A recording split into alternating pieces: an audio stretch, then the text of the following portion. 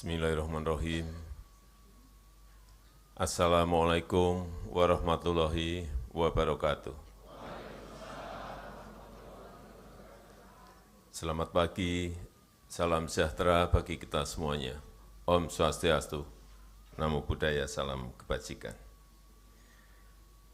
Yang saya hormati para Menteri Kabinet Indonesia Maju, yang saya hormati Ketua Umum Dewan Pengurus Korpri Nasional, Profesor Dr. Zudan Arif Fakrullah beserta seluruh jajaran, Ketua Umum dan Pengurus Korpri di Kementerian, Lembaga, Provinsi, Kabupaten dan Kota, dan segenap anggota Korpri yang saya hormati, yang saya banggakan, hadirin undangan yang berbahagia. Senang sekali pada pagi hari ini bisa hadir di Rakernas Korpri. Ini adalah satu-satunya organisasi pegawai Republik Indonesia di luar kedinasan. Tadi Prof.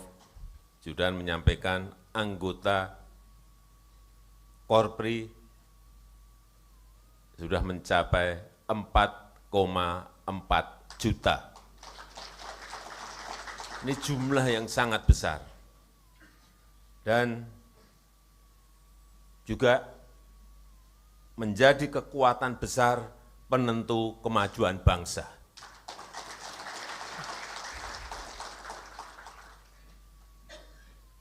Partai boleh banyak, tapi yang melaksanakan, yang menentukan tetap Korpri.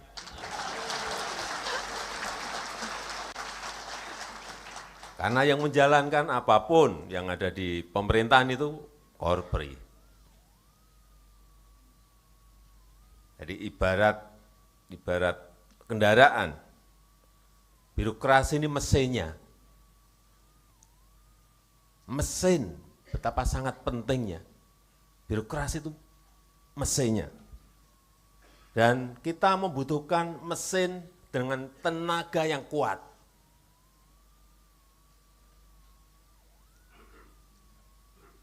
Yang efisien, yang tidak menyebabkan bensin itu boros, yang tidak segera panas, tidak mudah panas, ngebut tapi adem terus. Yang dibutuhkan sekarang itu, dan tahan banting karena perubahan dunia sekarang ini hampir tiap hari selalu berubah. Oleh sebab itu saya ingin ekosistem kerja ASN itu harus memacu. Sering saya sampaikan, harus memacu orang untuk berkinerja, memacu orang untuk berprestasi, memacu orang untuk berinovasi. Ini tugas dari Pak Sekda, Provinsi, Kabupaten dan Kota, tugas Sesmen, Sekjen, di kementerian dan lembaga. Saya sering sudah menyampaikan ke Pak Menpan RB, harus ada tolok ukur yang jelas, harus ada reward yang jelas. Jadi orientasi, jangan sampai kerja sampai tengah malam. Saya lihat, pernah saya ke daerah, saya lihat ini kok kepala sekolah dan guru ini kerja sampai malam-malam, ini urusan apa saya cek. SPJ.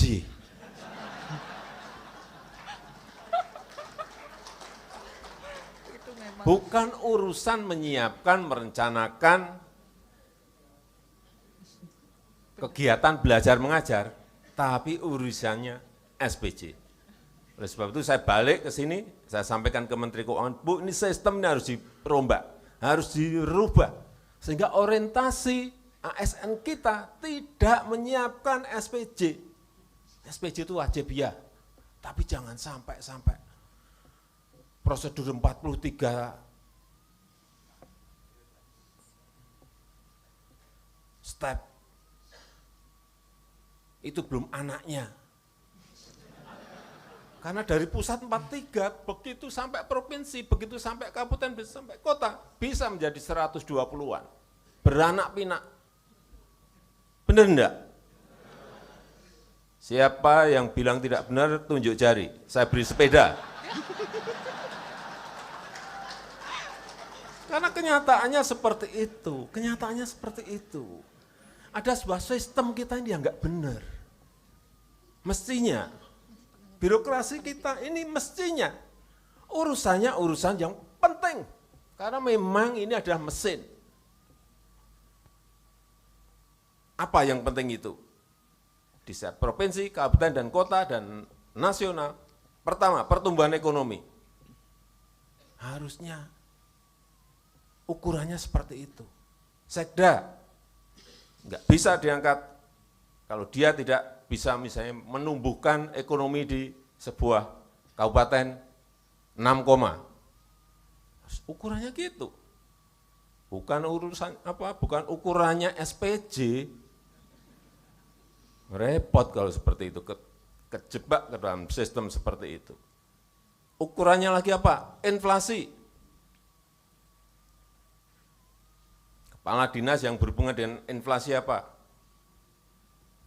Kalau inflasi tidak bisa di bawah 3, berarti nggak kerja. 3, kemiskinan. Ini yang dibutuhkan memang itu.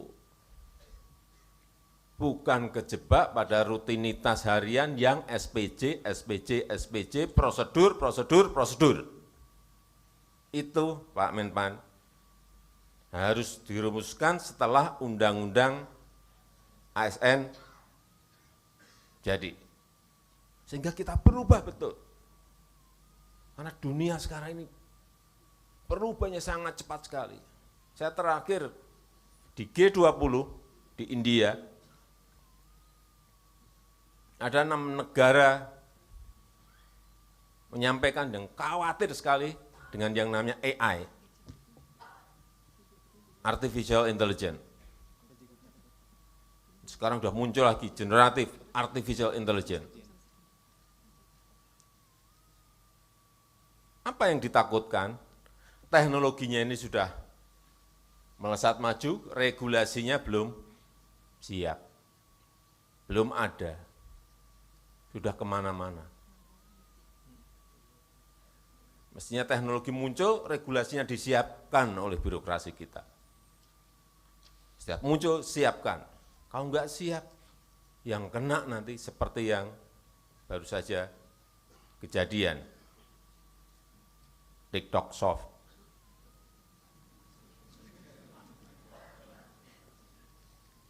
Bisa mengenai UKM kita, UMKM kita, mengenai pasar-pasar tradisional kita, hati-hati. E-commerce ini hati-hati. Bisa sangat baik kalau regulasinya mendukung, bisa menjadi sangat tidak baik kalau regulasinya tidak memberikan backup.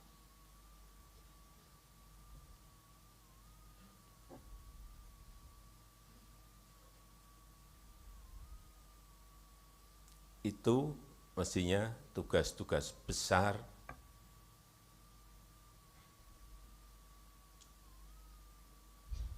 birokrasi kita, ASN kita. Harus dirubah orientasinya. Tapi memang dimulai dari pusatnya dulu. Sistemnya, peraturannya, regulasinya memang agar orientasinya ini berubah. Karena kalau tidak, seperti tadi disampaikan oleh Bapak Ketua Umum, kita akan terjebak nantinya pada jebakan negara berpendapatan menengah, middle income trap. Seperti yang kejadian itu di Amerika Latin. Ini sering saya ceritakan. Tahun 50, tahun 60 mereka sudah menjadi negara berkembang. tapi 50-60 tahun kemudian juga tetap menjadi negara berkembang. Sampai sekarang tetap menjadi negara berkembang. Padahal saat itu mereka diberi peluang untuk melompat menjadi negara maju. Saya lihat, saya pelajari kenapa. Ya, karena tidak menggunakan opportunity, tidak bisa menggunakan peluang yang sudah diberikan. Dan kita sekarang ini berada pada peluang itu. Jadi 3 kepemimpinan nasional di tahun 2024, tahun 2029, tahun 2034 itu sangat menentukan sekali Indonesia bisa melompat menjadi negara maju atau tidak maju, atau terjebak pada middle income trap.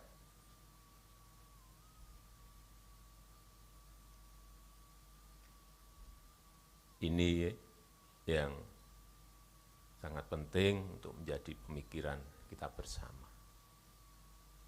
Begitu kita tidak bisa memanfaatkan peluang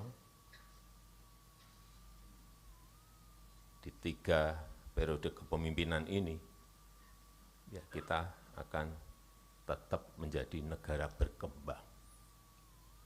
Kalau kita tidak bisa merubah sistem yang ada menjadi lebih cepat, menjadi lebih baik, menjadi lebih efisien, ya kita akan terjebak kepada middle income trap.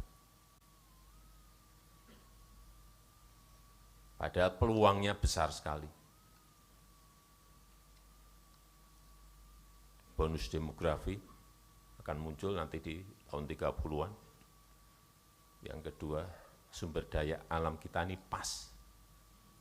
Pas kita memiliki reserve nikel yang besar, pas ada yang namanya mobil listrik.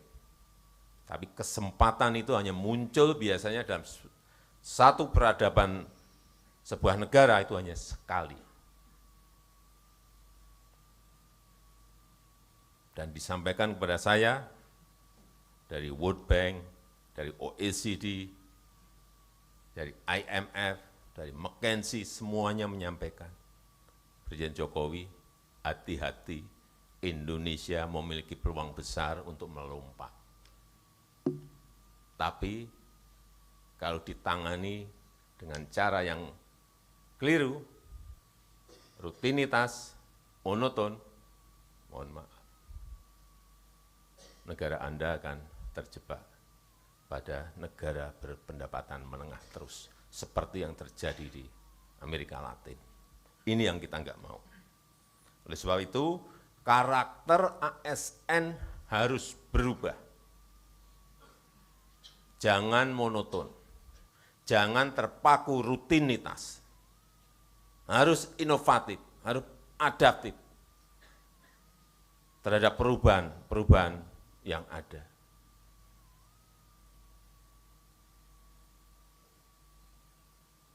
Regulasi, baik itu undang-undang, permen, perda, nanti ada peraturan dinas, ada peraturan menteri, ada peraturan dirjen, itu kurangi. Karena sekarang ini butuh fleksibilitas yang tinggi, butuh kelincahan kita itu. Karena perubahannya berubah-ubah akan sangat cepat sekali. Dan juga ASN yang jangan alergi terhadap teknologi dan digitalisasi.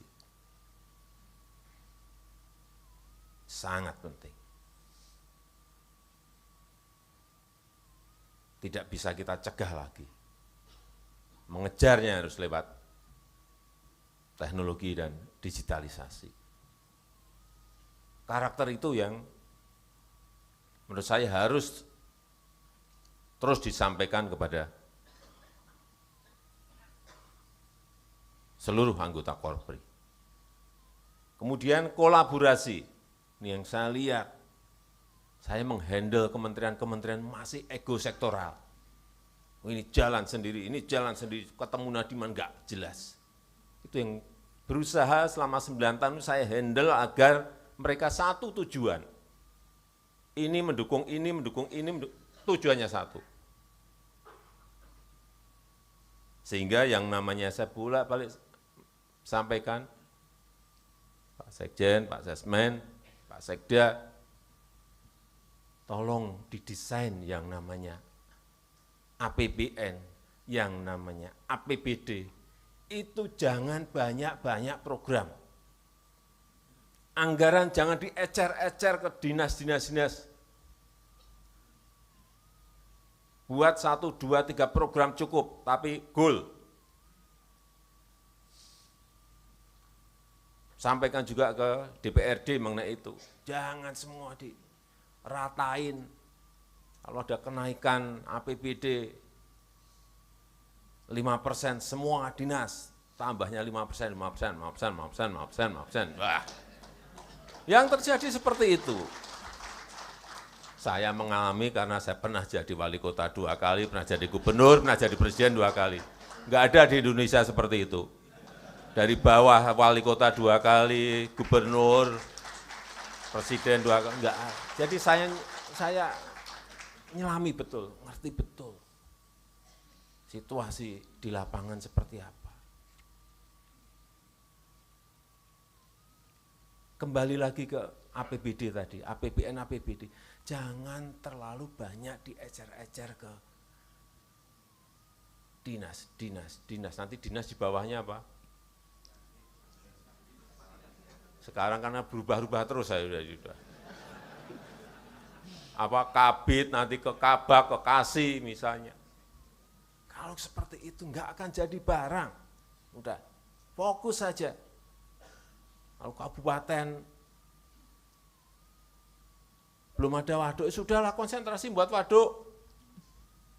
Setahun 1 cukup, tapi jadi barang.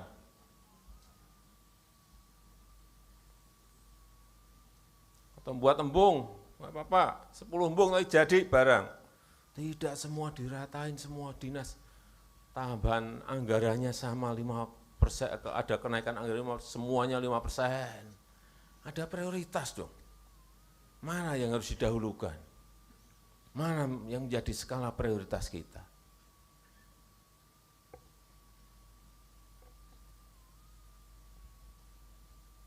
Kita sudah berpuluh-puluh tahun terjebak pada sebuah sistem prosedur yang rumit dan berbelit-belit itu juga karena aturan banyak sekali. Saya pernah mencabut 3.300 perda. Jangan tepuk tangan dulu. Cabut, udah. Sampaikan ke Mendagri, cabut. Ya Pak, kita cabut. Lewat kajian, lewat kalkulasi cabut. Tidak ada 3 bulan digugat di mahkamah. Kalah. Udah setelah itu saya udah enggak usah. Nah ya cabut lagi nanti kalah lagi gimana udah. Itu sistem yang memang harus kita perbaiki. Karena yang namanya perda itu akan juga mengatur birokrasi pemerintahan di provinsi, kabupaten, dan kota. Yang kedua, saya ingin titip mengenai percepatan realisasi belanja produk dalam negeri. Hati-hati mengenai ini. Jangan sampai uang pendapatan yang kita kumpulkan dari pajak, dari restribusi, dari penerimaan negara bukan pajak, dari royalti, dari dividen di BUMN, dari biaya ekspor, dari PPN, PPH badan, PPH karyawan, dikumpulkan, sangat sulit mengumpulkan itu.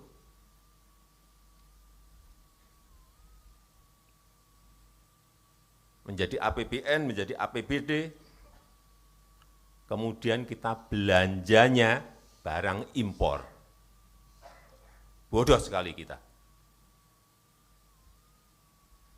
Hati-hati ini, sampaikan kepada semua dinas. Kalau itu kita lakukan.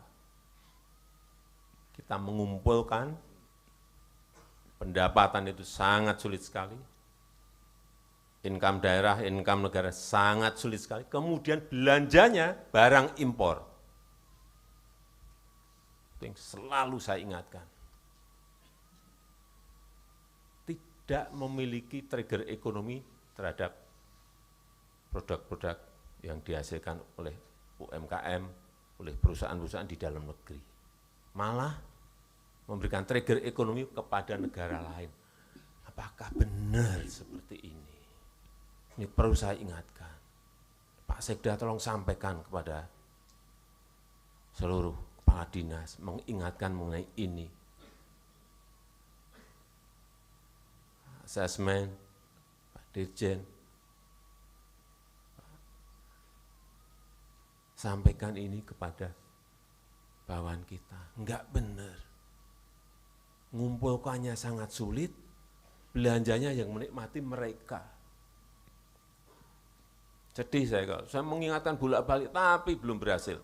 Mungkin, saya masih menyampaikan mungkin, kalau Bapak Ibu sekalian, sebagai bos-bosnya Korpri, di pusat maupun di daerah, menyampaikan mungkin malah lebih kena.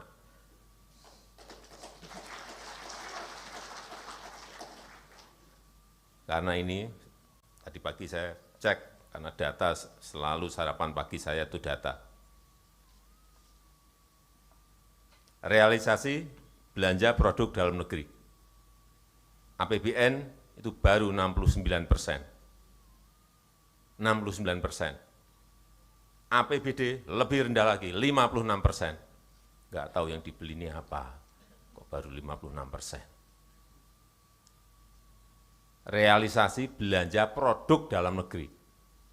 Kita pantau terus, sekarang ini udah gampang sekali dengan adanya digital ini. BUMN 46%. Gimana kita mau menggerakkan UMKM kita, akan menggerakkan ekonomi kita kalau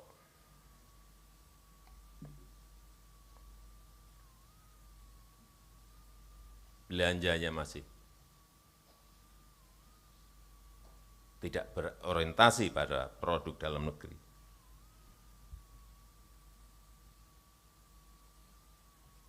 Yang terakhir mengenai IKN yang berkaitan dengan perpindahan.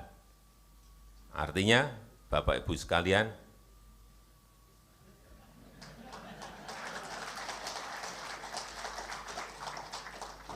saya dengar ada yang senang, ada yang enggak senang. Tapi ingat, Bapak Ibu sudah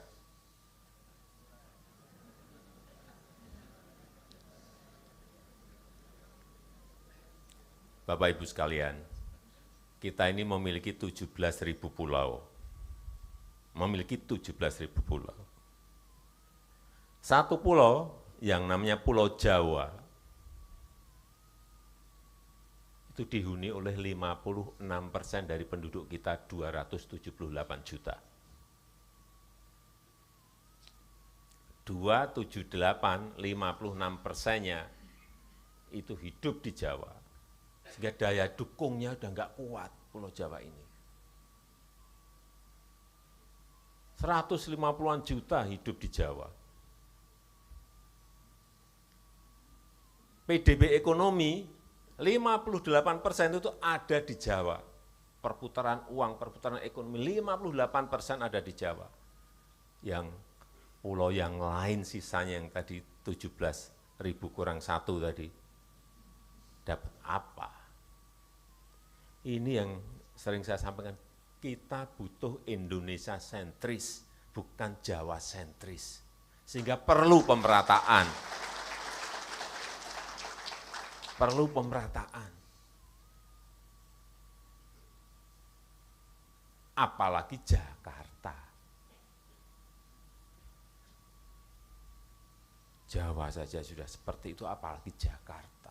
Begitu sangat padatnya, begitu sangat kompleks permasalahannya. Karena bisnis ada di sini, ekonomi ada di sini, pendidikan ada di sini, pariwisata ada di sini. semua ada di Jakarta. Sehingga perlu digeser agar Indonesia sentris. Pindah ke Kalimantan Timur, ke Nusantara. Tapi untuk memulainya di sana, perlu yang namanya ASN pindah. Ini adalah masa depan baru, dan sudah disiapkan insentif. Kalau nggak ada ini, alot pasti. Tapi kalau ada insentif kan beda. Rumah dinas juga ada rumah tapak maupun rumah apartemen. Biaya pindah juga diberikan suami istri plus anak. Ada tunjangan kemahalan dan fasilitas-fasilitas lainnya.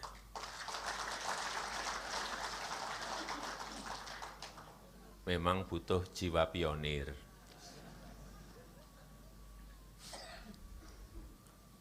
Dulu ditempatkan di luar Jawa saat zaman-zaman dulu kan juga biasa saja. Sekarang kok jadi agak rumit gitu.